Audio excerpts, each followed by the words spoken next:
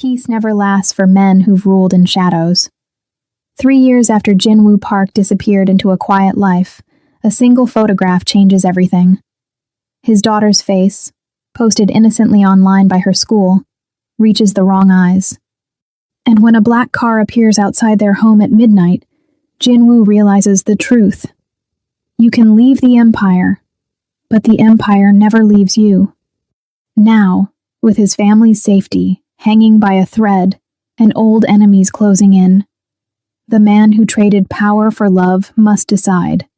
Can a reformed crime lord protect his children without becoming the monster he left behind?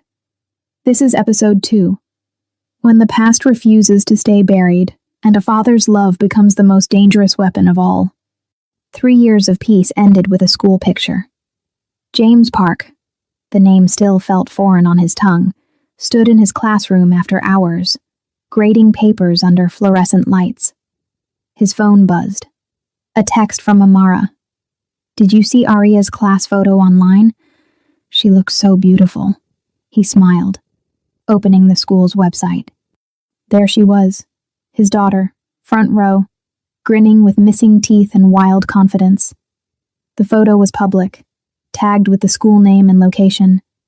His blood went cold. Years of survival instincts screamed warnings his peaceful life had dulled. He immediately called Marcus, the only person from his old world he still contacted, using encrypted channels and careful protocols. "Tell me you're being paranoid," Marcus answered. The school posted photos online, full names, location tags. Silence. Then, "I'll scrub what I can, but boss, James, if it's already out there, check the networks. See if anyone's watching." On it. Jinwoo drove home faster than he should have, his hands tight on the wheel. 3 years. 3 beautiful, ordinary years of teaching history and coaching Little League and being nobody special. 3 years of tucking his children into bed without checking windows for snipers. He'd been a fool to think it could last forever. Amara was making dinner when he arrived, humming softly while Arya set the table. David and Michael were doing homework at the kitchen counter. Normal. Perfect. Fragile. "You're home early," Amara said, then saw his face. "What's wrong?" "Nothing. Maybe nothing." He forced a smile for the children. "Just missed you guys." But that night, after the children slept, he told her everything. "The photo's been shared 40 times, he said quietly. "Most are harmless. Parents, relatives. But I can't shake this feeling. Jinwoo, we've been safe for 3 years. Maybe it's really over. Or maybe we've just been lucky." She touched his face, trying to soothe the fear she saw there. "We can't live in terror forever. That's not a life. Neither is being dead." At midnight, his phone buzzed. "Marcus, you need to see this." The attached image showed a screenshot from a dark web forum. Arya's school photo. And beneath it, a single line in Korean. "Found him." Jinwoo's hands shook. "How long do we have?" "Unknown. Could be days, could be hours, could be nothing. Just talk." "We both know it's not nothing." He looked at Amara sleeping peacefully beside him and felt the weight of every choice he'd ever made. He'd thought love could save him from his past. But the past wasn't interested in salvation. Only in collection. The black car appeared 3 days later. Jinwoo was walking the children home from school when he spotted it. Expensive, tinted windows, idling 2 blocks away. His old instincts roared to life. He kept his pace casual, but his mind raced through scenarios, exits, defensive positions. "Dad, why are you squeezing my hand so hard?" David asked. He loosened his grip immediately. "Sorry, buddy. Just thinking." The car followed them at a distance, not hiding, wanting to be seen, a message. They made it home safely, but Jinwoo knew safety was an illusion now. That night, after Amara put the children to bed, he made the call he'd hoped he'd never make. "I need a favor," he told Marcus. "The kind we used to specialize in." "What kind?" The kind where people disappear before they can hurt what's mine. Marcus exhaled slowly. Boss, James, you know what you're asking? You've been clean for 3 years. You go back to that world, even for a second, and it won't let you go again. Then I'll be careful. There's no careful with this. You either are or you aren't. You can't be half a crime lord. Jinwoo watched through the window as Amara read bedtime stories to their children. Arya's laughter drifted through the walls.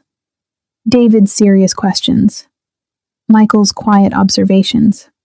I can be a father protecting his family. That's all I need to be. And if protecting them means becoming what you were, then I become it, temporarily.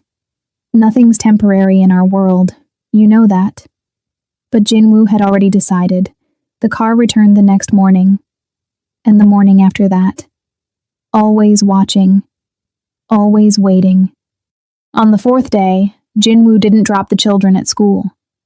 Instead, he called in sick, kept them home, and told Amara the truth she'd been dreading. We need to run again. Her face crumpled. No. Jinwoo, we built a life here. The children have friends, school, stability. They'll have a grave if we stay. You don't know that. I know enough. He showed her the photos Marcus had sent, surveillance shots of their house, the children's school, even Amara's hospital where she worked as a nurse. They're not just watching, they're studying, planning. Who? Chen's still in prison. Chen has sons, and they have long memories. He pulled her close. I'm sorry. I thought we'd escaped. I thought, don't apologize for trying to give us normal. She pulled back, steel in her eyes. But if we run smart. No half measures. No looking back. That night, they packed in silence. 3 suitcases. Essential documents. Cash Jinwoo had kept hidden for emergencies. The children sensed something wrong but didn't ask questions. They'd learned early that sometimes parents had worried faces, and you just had to trust them. At 2 a.m., Jinwoo loaded the car. Marcus had arranged a safe house 6 states away. New identities were already waiting. They could disappear again, start over, keep running forever. But as Jinwoo carried sleeping Arya to the car, he realized something. He was tired of running. Tired of looking over his shoulder. Tired of teaching his children to be afraid. Tired of letting his past dictate his future. He settled Arya in her car seat and made a decision that would change everything. Change of plans, he told Amara. What? We're not running. Not anymore. Amara stared at him like he'd lost his mind. What do you mean we're not running? I mean, I'm ending this. Tonight. Jinwoo, you can't just... These are dangerous people. You left that world. You're a teacher now, not a... I'm a father, and fathers protect their children. He cupped her face gently. Take the kids to Marcus's safe house. I'll handle this and meet you there. Handle this how? He didn't answer. Didn't need to. She saw it in his eyes. The crime lord she'd fallen in love with. The dangerous man he'd buried beneath 3 years of normal life. No. Her voice shook. You promised me you were done with that life. I am done. This is just cleanup. Cleanup that might get you killed. Or cleanup that keeps you alive. He kissed her forehead. I won't become what I was, but I'll use what I know. There's a difference. She wanted to argue. He saw it in her face. But she also knew him well enough to know when his mind was made. Promise me you'll come back. I promise. Promise me you won't lose yourself doing whatever you're about to do. That promise was harder. I'll try. By 3 a.m., Amara and the children were on the road to safety. Jinwoo stood in their empty house, phone in hand, and made a call to a number he'd memorized but never dialed. This is Chen's son, a voice answered in Korean. I was wondering when you'd call. You've been following my family. We've been reminding you that debts don't expire. Your testimony put my father away. Now you pay the price. Name it. Laughter, cold, cruel. Your empire. We want what you built. The contacts, the roots, the connections, everything you handed to the FBI, we want it back. And you're going to help us rebuild. And if I refuse? Your daughter has a beautiful smile. Would be a shame if she lost it. Jinwoo's hand tightened on the phone. This was the moment. The choice between who he'd been and who he'd become. Between violence and surrender. Between protecting his family and protecting his soul. Where do we meet? He asked quietly. The old warehouse, Pier 17. You remember it. He did. He'd killed 3 men there once. Another lifetime ago. 1 hour. Come alone. Jinwoo hung up and stared at his reflection in the darkened window. The teacher was gone. The husband, the father, the man who'd chosen peace. All gone. In their place stood someone older, colder, infinitely more dangerous. He opened a hidden panel in the basement and retrieved things he'd hoped never to touch again. A gun, clean and loaded. A knife, perfectly balanced. And a phone with one contact. Marcus. I need you at Pier 17, full team. Non-lethal if possible. And if not possible, then we do what we have to do.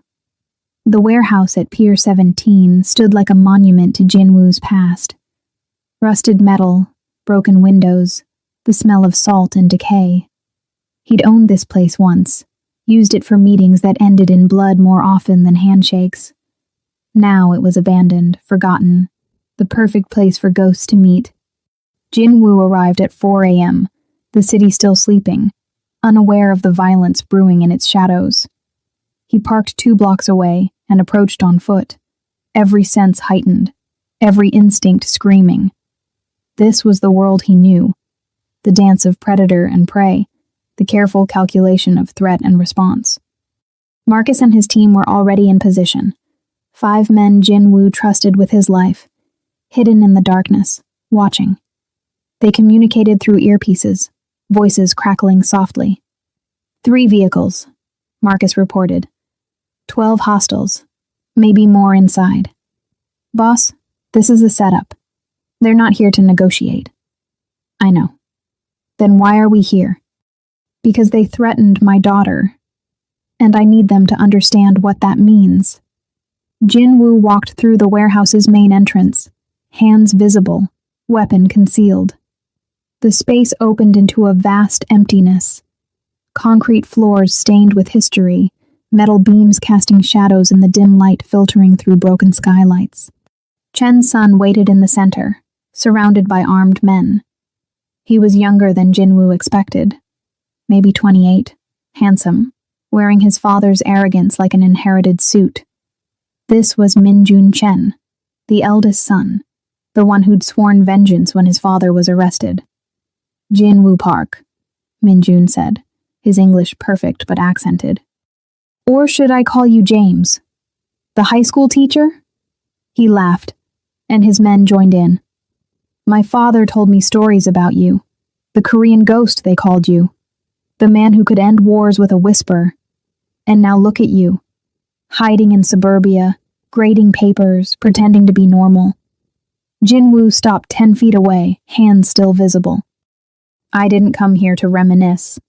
No, you came because I found your weakness. Your wife. Your children. Minjun pulled out his phone, showing photos.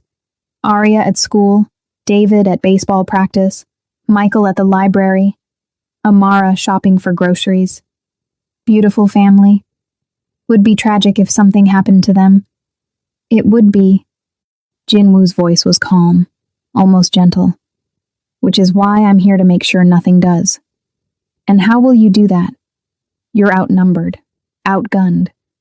You gave up your empire, your power, your protection. You're nobody now. That's what I thought too. Jinwoo smiled, but it didn't reach his eyes. Turns out I was wrong. Something in his tone made Minjun hesitate. What are you talking about? I'm talking about the difference between power and strength. You think power comes from guns and men and territory. That's what your father thought too. That's why he's in prison. My father is in prison because you betrayed him. Your father is in prison because he mistook fear for respect, because he thought an empire built on violence could last forever. Jinwoo took a step forward. I made the same mistake, but I learned something in the last 3 years. Real power, the kind that actually matters, comes from having something worth protecting. And right now, you're threatening the only thing I care about. Minjun gestured, and his men raised their weapons. 12 guns pointed at Jinwoo's chest. Big words for a man about to die. See, that's where you made your mistake. Jinwoo's voice dropped to the dangerous whisper his enemies used to fear. You assumed I came here alone. The lights went out. In the darkness, chaos erupted. Marcus and his team moved like shadows. Trained, efficient, brutal when necessary. Non-lethal takedowns, just as Jinwoo had ordered. Rubber bullets and stun weapons. The goal wasn't murder. It was message. Jinwoo moved through the confusion with muscle memory older than his peaceful life. He reached Minjun before the young man could react, disarming him with practiced ease, pressing him against a concrete pillar.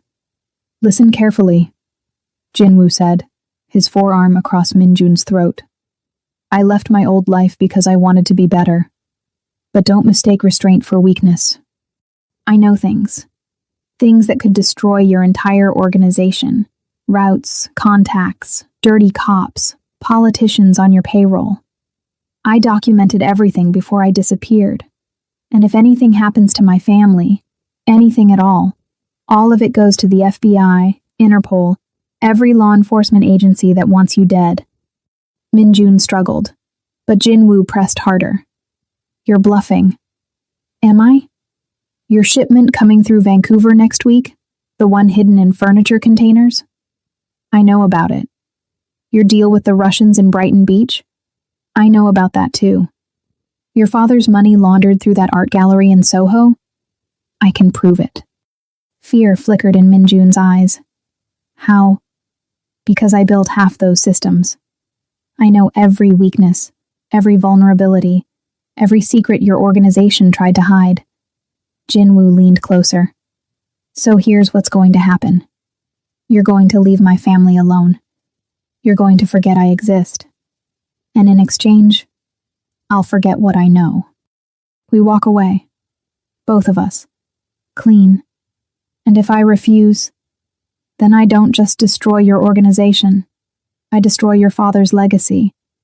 I make sure the Chen name becomes synonymous with failure. Every family you've ever wronged, every enemy your father made, I'll give them everything they need to tear you apart. And then, when you have nothing left, when you're broken and desperate, I'll visit you one last time.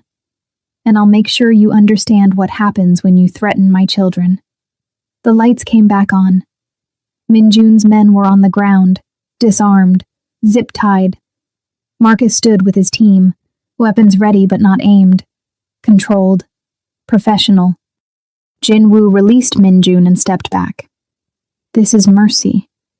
This is me choosing not to be what I was. But mercy has limits. Test them, and you'll find out what I'm still capable of. Minjun rubbed his throat, pride and rage warring across his face. He was young enough to want revenge, but smart enough to recognize a losing position. Your father made choices. He's paying for them. You can make different choices. Better ones. Jinwoo's voice softened slightly. I'm not your enemy, Minjun. I'm just a man trying to protect his family. Walk away. Build something that doesn't require blood. Trust me when I say the other path only leads to prison or death. For a long moment, Minjun said nothing.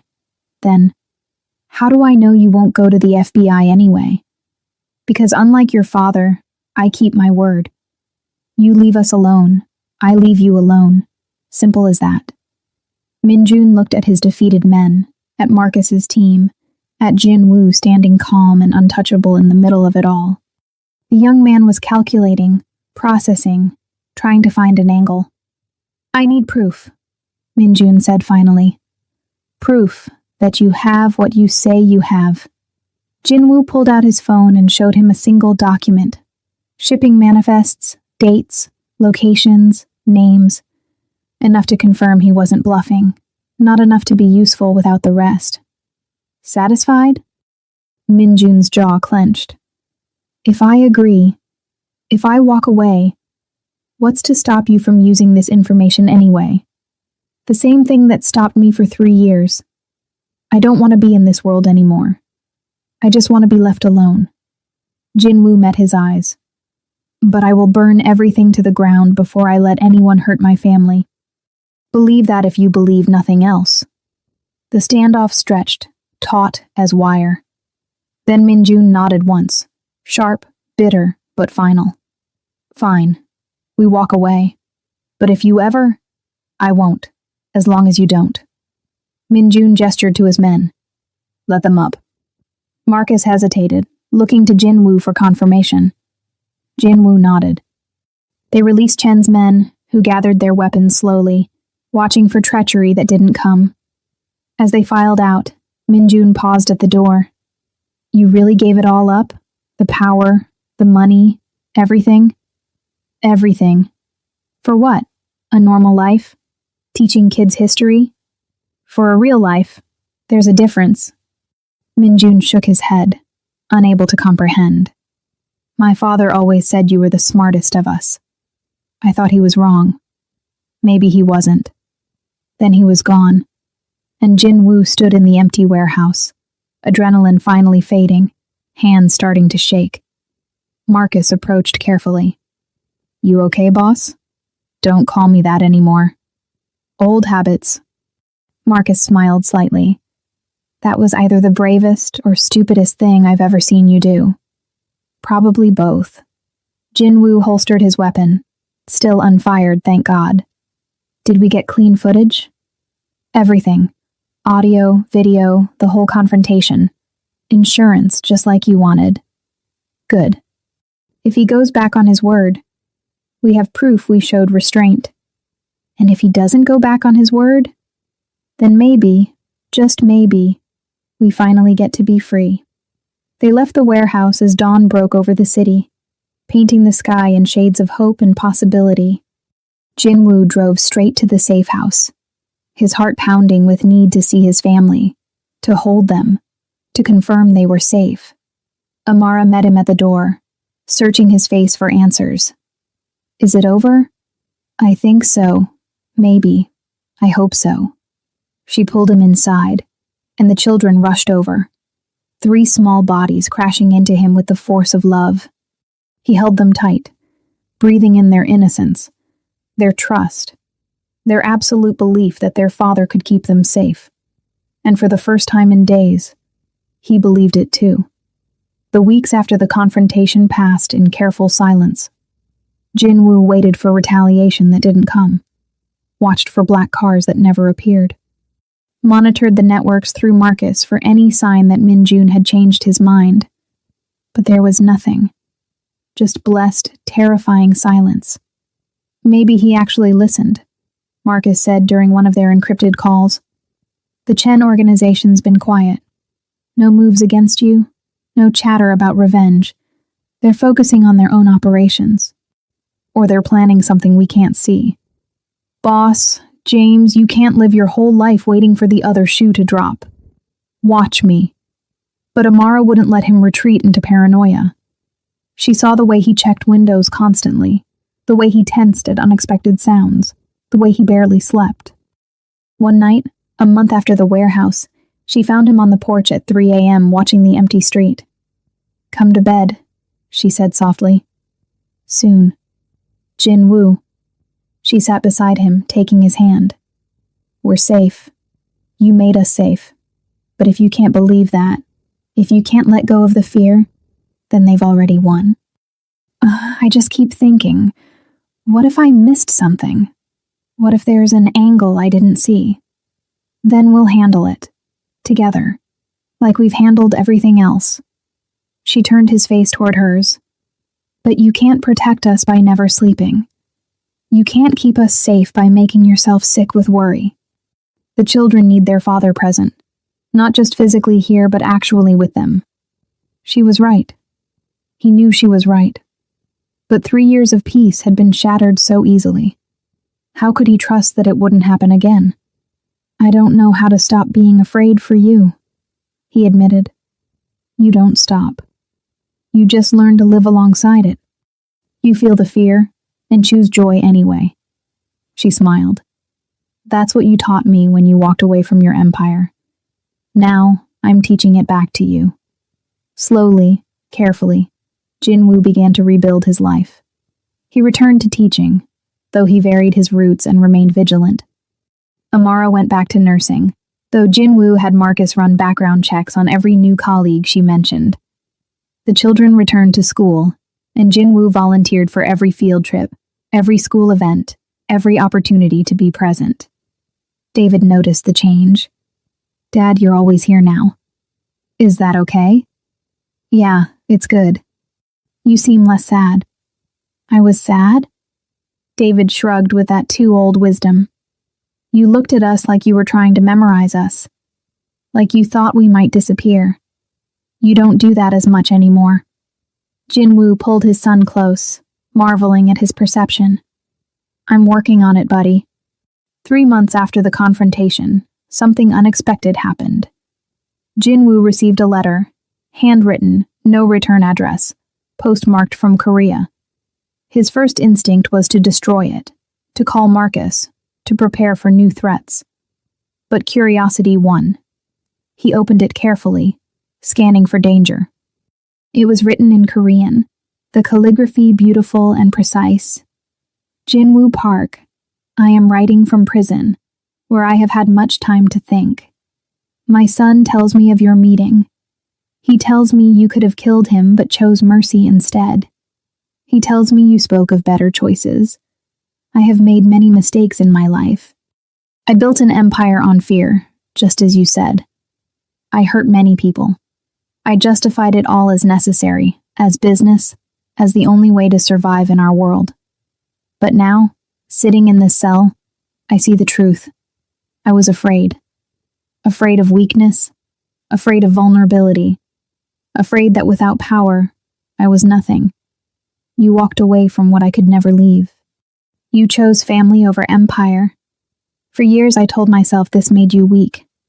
But my son's words haunt me. He had me at his mercy and let me live. What kind of man does that? A strong one. A truly strong one. I write this to say, I will ensure my organization leaves you and your family in peace. Not because I fear you, though I should, but because you showed my son something I never could, that there is another way to live. That power without purpose is just noise. I cannot undo my past, but perhaps I can give you the future you chose. Consider this my apology, inadequate as it is. Live well, Jinwoo Park. Teach your children to be better than we were. Richard Chen.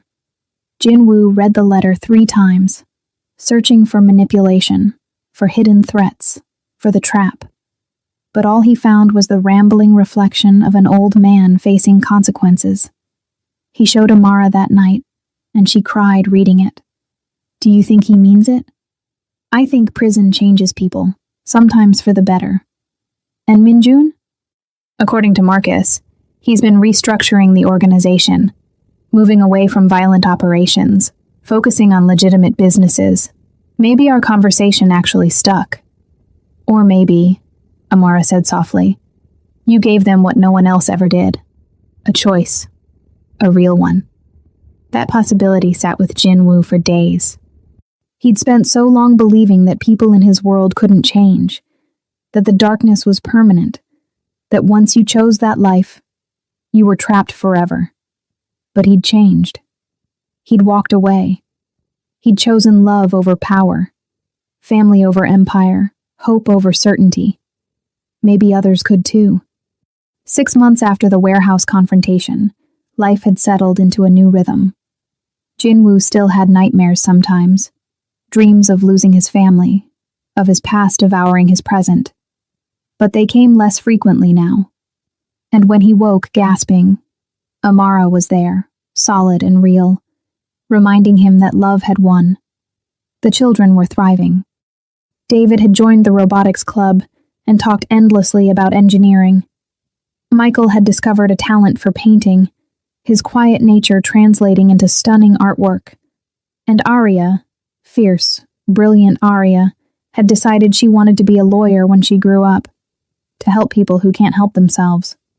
Jinwoo had smiled when she announced this. "That's a wonderful goal, sweetheart. Is it true you used to be important? Before you were a teacher?"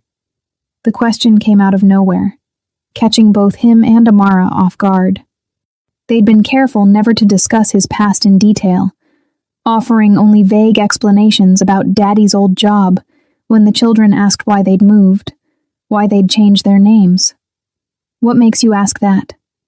Jinwoo deflected gently. "David found old photos in the basement. You looked different. Scary, kind of. And there were other men in suits, and everyone looked serious." Jinwoo exchanged glances with Amara. They'd known this conversation would come eventually. The children were getting older, more curious, more aware that their father's past held shadows. "I did work a different job," Jinwoo said carefully. "Before I was a teacher, I worked in business, international business. It was stressful and sometimes dangerous, and I wasn't happy doing it." "So you quit?" "Yes, because I realized that being successful doesn't matter if you're not with the people you love." Arya considered this seriously. "Was it hard to quit?" "Very hard. Probably the hardest thing I've ever done. But you did it anyway. Because you wanted to be with us more than you wanted to be important." "Exactly." She hugged him suddenly, fiercely. "I'm glad you chose us." "Me too, baby. Every single day." That conversation stayed with Jinwoo. His children would eventually learn the full truth. Maybe not all the details, but the shape of it. They'd have to decide for themselves what kind of man their father was, whether his past disqualified him from his present. He hoped they'd see what he was trying to see, that people could change, that choices mattered more than history, that love was stronger than legacy. On the 1-year anniversary of the warehouse confrontation, Jinwoo took his family camping. Something normal, something peaceful, something that would have been impossible in his old life. They set up tents in a state park, roasted marshmallows, told stories under the stars. As the children slept in their tent and he and Amara sat by the dying fire, he felt something he'd never quite managed before. Contentment. "What are you thinking?" Amara asked, her head on his shoulder. "That I'm grateful. For all of it. The fear. The running. The hard choices. Because they led us here. No regrets? About my old life? 1,000 regrets. About leaving it? Not one." She kissed him softly. "I'm proud of you. For everything you've done to keep us safe. For everything you've sacrificed to be the man they need. They made me that man. You made me that man. I was just smart enough to let you." That night, Jinwoo slept without nightmares for the first time in months. And when he woke to his children's laughter and the smell of campfire breakfast, he realized something profound. He'd spent 20 years building an empire that everyone feared. But in 3 years, he'd built a family that everyone loved. And there was no comparison which one mattered more. 2 years after the confrontation at Pier 17, Jinwoo stood in his classroom watching his students debate the ethics of revolution. They were passionate, idealistic, convinced they could change the world if given the chance. He used to think like that too. Used to believe that power was the answer to every problem. Now he knew better. "Mr. Park," one student asked, "do you think people can really change? Like, fundamentally change who they are?" The class waited for his answer. Jinwoo thought about the crime lord he'd been, the teacher he'd become, the father he was still learning to be. "I think people can choose to change," he said carefully. "But it's not easy. It requires sacrifice, courage, and usually a reason bigger than yourself. Most people never find that reason.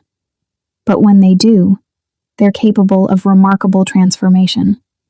After class, he found a note on his desk. Faculty meeting, 3 p.m., principal's office. Jinwoo's old instincts flared. Unexpected summons, potential threats. But he pushed them down. Not everything was danger. Sometimes a meeting was just a meeting. Except this time it wasn't. Principal Morrison was waiting with someone Jinwoo didn't recognize. A woman in her 40s, professional, carrying a folder. FBI, his instincts whispered, though she hadn't identified herself. Mr. Park, this is Agent Sarah Chen, Morrison said nervously. She has some questions for you. Jinwoo's blood ran cold. Chen, same last name. Coincidence? Or, we're not related, Agent Chen said, reading his expression. Though Richard Chen is why I'm here. Jinwoo sat carefully, every muscle tense despite his outward calm. I'm listening. Richard Chen died in prison last week. Heart attack. But before he died, he made arrangements. Specifically, arrangements concerning you and your family. What kind of arrangements? Agent Chen opened her folder. He left a recorded testimony, hours of it. Names, dates, operations, everything the FBI needed to dismantle his organization completely. He also left a letter specifically stating that you and your family were to be left alone, that anyone who violated this would be betraying his final wishes. Jinwoo processed this information slowly. Chen had kept his word. Even in death, he'd tried to protect them.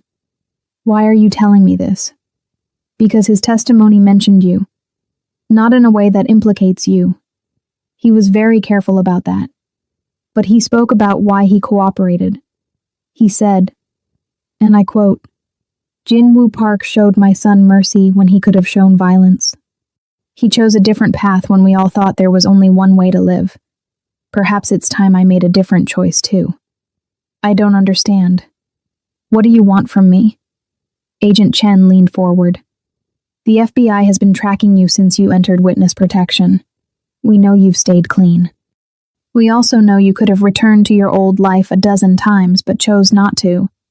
That kind of sustained change is rare, almost unheard of.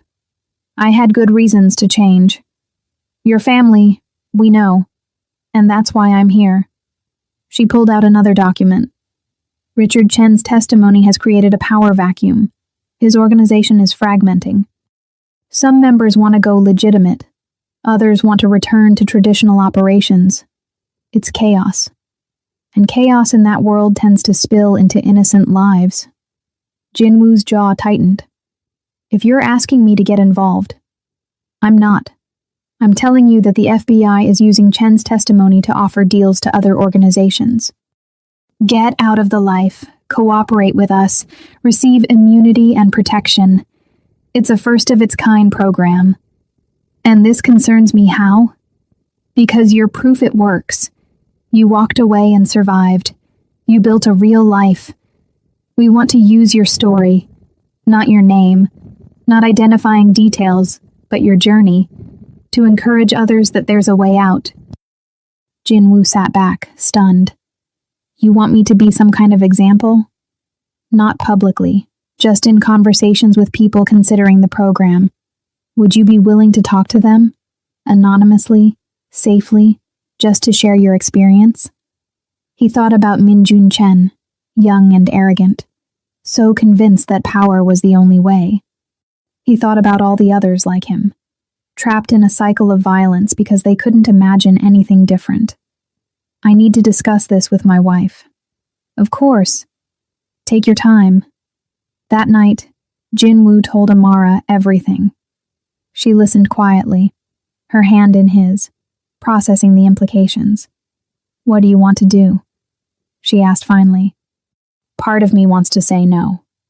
To keep our heads down, stay invisible, never risk exposure. And the other part? The other part thinks about all the people trapped in that world, thinking they have no choice. Maybe I could help them see there's another way. Amara was quiet for a long time. Then, "Do you remember what you told Arya? About choosing us over being important?" "Yes. This isn't about being important. This is about helping people who are where you used to be. That's not ego. That's compassion." She squeezed his hand. "If it's safe, if the FBI can really protect our anonymity, I think you should do it. Even if it means talking about my past. Your past is part of who you are. Not all of who you are, but part. Maybe it's time to use that past to help create different futures." Jin Woo met with Agent Chen again the following week. They established strict protocols. Anonymous meetings, no names, no identifying information. He would speak with people considering the FBI's exit program, sharing his experience, answering questions, offering hope. The first meeting was with a man in his 30s, built like a fighter, eyes hard with experience. He reminded Jin Woo of himself at that age. All edges, no softness, convinced that strength meant invulnerability. "They tell me you got out," the man said, skepticism evident. "That you have a normal life now. I don't believe it. I don't need you to believe it. I just need you to know it's possible." "How? How do you just walk away from everything?" Jin Woo told him. About Amara. About discovering he had children. About the moment he realized power meant nothing compared to love. About the fear and the struggle and the constant work of staying out. "But don't you miss it?" the man asked. "The respect, the power, the feeling of being untouchable?" "I miss the certainty. I miss always knowing my place in the world. But what I have now, a wife who loves me, children who trust me, a life that's actually mine, I wouldn't trade it for anything. Even on bad days? Especially on bad days. Because bad days in a real life are better than good days in a prison built from your own choices." The man left without committing to anything. But Jin Woo saw something shift in his eyes. A possibility. A question. Maybe. Over the next year, Jin Woo spoke with 17 people considering the exit program. Some took the deal. Some didn't. But each conversation reminded him of his own journey, of how far he'd come, of why every sacrifice had been worth it. His children grew older, more curious about their father's past. When David turned 11, he asked directly, "Dad, were you a criminal?" Jin Woo and Amara had prepared for this question. They'd agreed on honesty, age-appropriate, but truthful. "Yes," Jin Woo said simply.